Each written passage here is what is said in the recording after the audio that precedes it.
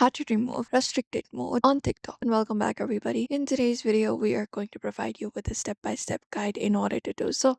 So without any delay, let's just dive right into the video and get started. We can start by opening up TikTok application for that on your device.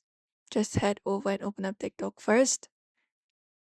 And once we have opened up TikTok, we can head over to our profile in the bottom right corner, tap on it, and access our profile right here. Now, this from this profile page, what we can do is we can look out for the menu option, usually in the top right, tap on it, and then go ahead and access our settings and privacy from here. And within settings and privacy here, we'll be finding different options. We can just scroll to the section for content preferences. So you can scroll down and find option for content preferences, something like that. Or within settings and privacy at the very top of your screen, you can easily find that option. You can just go and tap on it. Now, once you go ahead and tap on content preferences, here we'll be finding different options. Now, if we want to remove it, we can just go over and turn it off. So we have this option called restricted mode. So tap on restricted mode.